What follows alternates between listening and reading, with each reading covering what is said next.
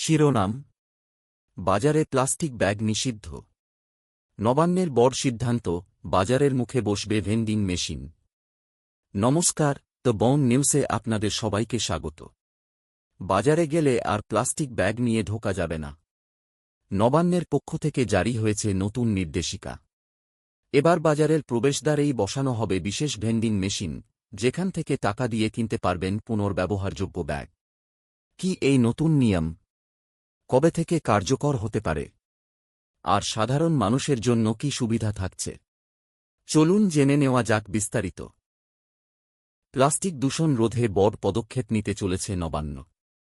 পুর ও নগরোন্নয়ন মন্ত্রী অগ্নিমিত্রা পাল জানিয়েছেন, বাজারে যেকোনো ধরনের প্লাস্টিক ব্যাগ নিয়ে যাওয়া নিরুৎসাহিত করা হবে এবং তার পরিবর্তে পরিবেশবান্ধব পুনর্ব্যবহারযোগ্য ব্যাগ ব্যবহারে জোর দেওয়া হচ্ছে।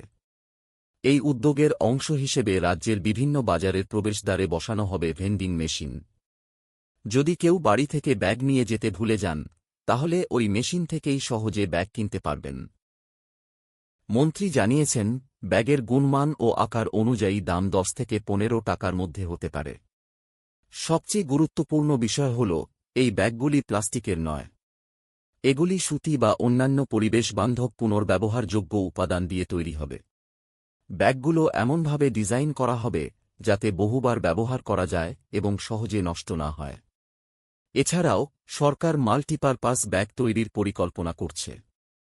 অর্থাৎ মাছ বা মাংস কেনার পর ব্যাগটি ভালোভাবে ধুয়ে পরে সবজি বা অন্যান্য জিনিস বহন করতেও ব্যবহার করা যাবে। তবে ব্যাগের ভেতরের বিশেষ ইনলেয়ারে কী ধরনের উপাদান ব্যবহার করা হবে তা এখনও চূড়ান্ত হয়নি। এই বিষয়ে বিশেষজ্ঞদের সঙ্গে আলোচনা চলছে। মন্ত্রী আরও বলেন, এমন আকর্ষণীয় ও টেক্সি ডিজাইনের ব্যাগ তৈরি করা হবে যাতে মানুষ একবার ব্যবহার করে ফেলে না দিয়ে বারবার ব্যবহার করতে উৎসাহিত হন। এর ফলে প্লাস্টিকের ব্যবহার অনেকটাই কমবে এবং পরিবেশও সুরক্ষিত থাকবে।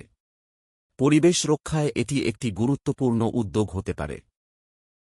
তবে এই নির্দেশিকা বাস্তবে কবে থেকে কার্যকর হবে এবং কোন কোন বাজারে প্রথমে ভেন্ডিং মেশিন বসানো হবে সে বিষয়ে সরকারের তরফে বিস্তারিত ঘোষণা এখনও আসেনি। এই বিষয়ে নতুন কোনো আপডেট এলেই সবার আগে আপনাদের জানাবে দ্য বন নিউজ। ভিডিওটি ভালো লাগলে লাইক, শেয়ার এবং চ্যানেলটি সাবস্ক্রাইব করতে ভুলবেন না। পাশে থাকা বেল আইকন চাপুন যাতে সব গুরুত্বপূর্ণ খবর সবার আগে আপনার কাছে পৌঁছে যায়। ধন্যবাদ। সুস্থ থাকুন, নিরাপদে থাকুন।